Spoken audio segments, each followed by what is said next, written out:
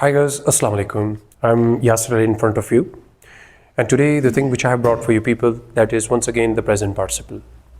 Previous tutorial में आपको याद होगा जिस चीज़ को मैंने आपके सामने रखा था वो था प्रेजेंट पार्टिसिपल, जिसको मैंने थोड़ा सा मेंटेन आपके लिए किया और उसकी डेफिनेशन कुछ इस तरह से थी कि whenever first form of the verb with ING works as a verb, जिसको हम डिस्कस कर चुके हैं अपने प्रीवियस ट्यूटोरियल में, एज एन एडजेक्टिव और एज एन एडवर्ब। इंशाल्लाह अपने नेक्स्ट जो टू ट्यूटोरियल्स हैं उसके अंदर मैं आपके साथ डिस्कस करूंगा। तो आइए जो अब डायमेंशन में आपके साथ डिस्कस करने जा रहा हूं प्रेजेंट पार्टिसिपल की, वो है सेकंड फंक्शन नंबर 2।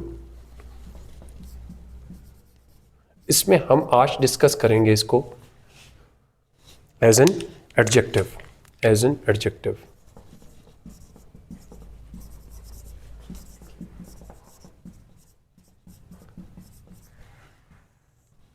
अच्छा, एडजेक्टिव के बारे में आपको पता है कि everybody knows that an adjective is a word which modifies a noun.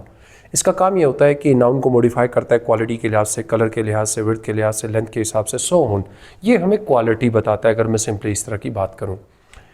अब जब आप प्रेजेंट पार्टिसिपल को एज एन एडजेक्टिव यूज करते हैं तो ये भी डिस्क्रिप्टिव एडजेक्टिव के अंदर इंक्लूड किया जाता है।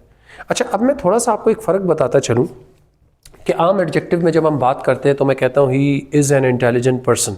फ़र्ज़ करें अगर ये बात मैंने कोई 5 महीने पहले की, 1 साल पहले की, तो इसमें ये मुमकिन है कि वो जो बंदा इंटेलिजेंट था उस वक्त शायद वो अब इंटेलिजेंट ना हो, यानी वो क्वालिटी के अंदर जो कंटिन्यूटी है वो शायद अब बाकी ना रही हो। He was a brave person, वो एक बहादुर इंसान था। हो सकता है उस वक्त था, अब ना हो सकता है अब भी हो। तो ये वेरिएबल हो सकता है, इनवेरिएबल भी हो सकता है।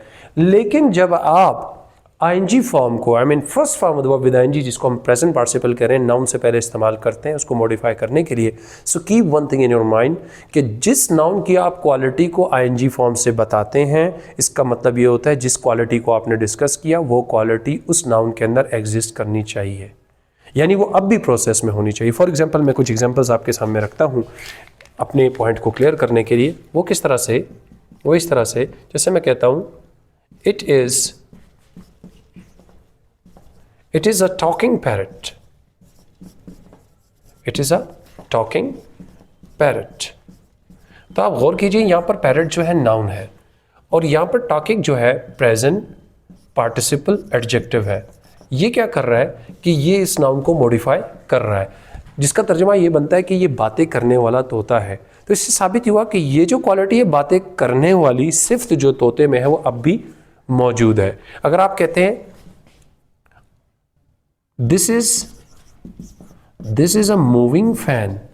This is a moving fan. तो इस वक्त अगर आप चेक करें तो ये फैन जो है वो इस वक्त भी मोशन में होगा।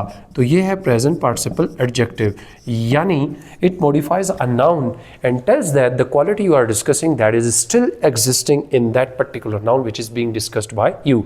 जिस फैन की मैं बात कर रहा हूँ वो अब भी मोशन में होना चाहिए। अच्छा, मैं एक और एग्जाम्पल आपको देता हूँ। They live in a developing country. Developing का मतलब है जो अब भी तरक्की पजीर है, जो तरक्की के प्रोसेस से गुजर रही है। तो विच कंट्री ये नाउन है और डेवलपिंग क्या है? Present participle adjective.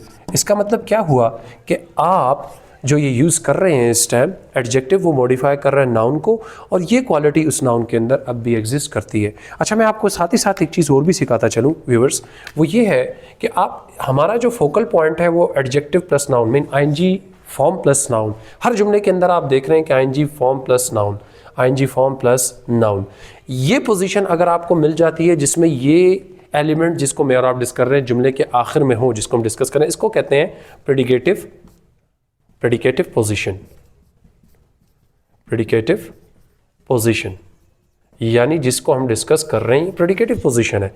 लेकिन अगर आप एग्जाम्पल को कुछ ऐसे कर लें, अगर मैं कहता हूं फॉर एग्जाम्पल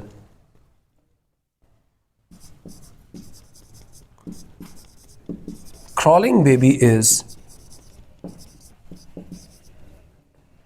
happy.